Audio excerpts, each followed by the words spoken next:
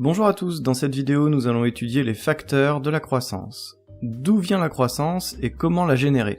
Ces questions animent les esprits de tous les décideurs économiques, qu'ils soient consommateurs ou responsables d'entreprises, décideurs politiques locaux, nationaux ou encore internationaux. Voyons tout d'abord ensemble quels sont les facteurs traditionnels de croissance.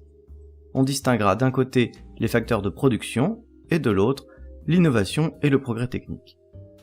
Les facteurs de production sont au nombre de deux, le travail et le capital. Le travail, d'un point de vue quantitatif, c'est-à-dire la main-d'œuvre disponible, et qualitatif, c'est-à-dire le niveau de formation. On ajoutera également son organisation, c'est-à-dire la répartition des tâches de conception et d'exécution. Le capital humain se développe par les actions de formation, l'éducation et l'enrichissement des compétences. Tous les investissements, privés, c'est-à-dire ceux qui viennent des entreprises, ou publics, de l'État, qui ont pour objectif d'améliorer le capital humain, contribuent à favoriser la croissance. Le capital, c'est-à-dire les équipements, par son accumulation pertinente, est également nécessaire à la croissance. À ces deux facteurs, on ajoutera la productivité, c'est-à-dire la quantité de richesse produite à partir des ressources. Si en une heure de travail, par une meilleure organisation, un équipement supplémentaire, des richesses en plus sont produites, alors la productivité a augmenté.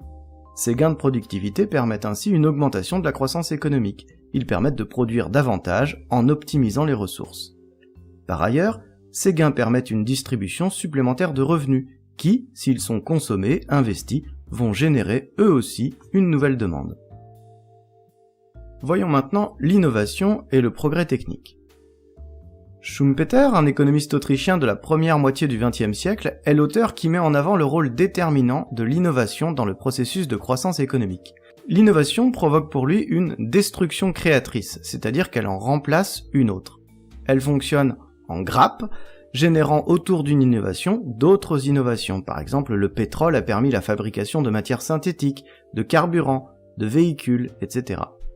Schumpeter distingue 5 formes d'innovation. L'innovation de produit, c'est-à-dire créer un nouveau produit, l'innovation de procédé, c'est-à-dire inventer un nouveau procédé de fabrication ou de distribution, l'innovation de débouché, c'est-à-dire trouver de nouveaux usages ou débouchés pour ces produits, l'innovation de matière première, améliorer la qualité ou l'usage d'une matière, et enfin l'innovation de mode de production, c'est-à-dire optimiser les process. Par exemple, la production robotisée constitue une innovation de mode de production. Nous avons ainsi mis en avant les facteurs les plus évidents de la croissance. Essayons maintenant de comprendre quelques raisons un peu plus subtiles. On va en dénombrer 3. Les impulsions gouvernementales et territoriales, les composantes de la croissance et la confiance des agents économiques. Commençons par le début, les impulsions gouvernementales et territoriales.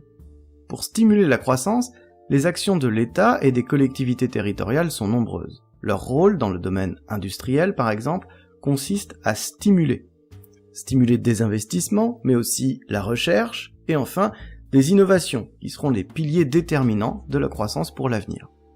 L'État ou les collectivités déterminent, en accord avec les industriels d'un secteur, les secteurs clés, les leviers de croissance.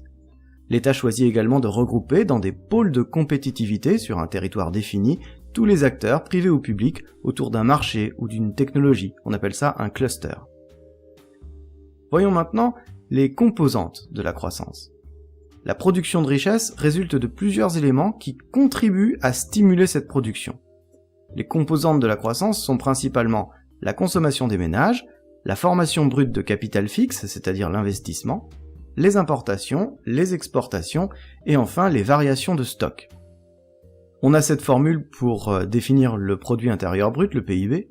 On dit qu'il est égal à la consommation, plus l'investissement, plus le solde de la balance commerciale, c'est-à-dire exportation moins importation, plus, pour terminer, la variation des stocks. Voyons pour terminer ce qu'on appelle la confiance des agents.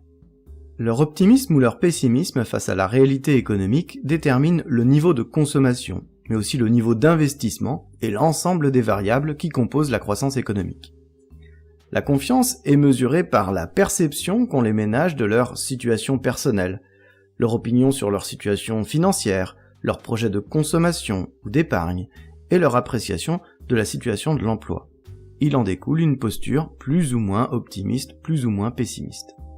Les chefs d'entreprise, eux, font reposer leur confiance sur l'appréciation de la situation économique globale du pays, sur les procédures administratives, les réglementations, mais aussi la pression fiscale. Voilà, j'espère que cette courte présentation était claire. Dans la prochaine vidéo d'économie, nous nous pencherons sur le dernier chapitre du thème sur les richesses et la croissance, à savoir les firmes multinationales dans l'économie mondiale. À bientôt.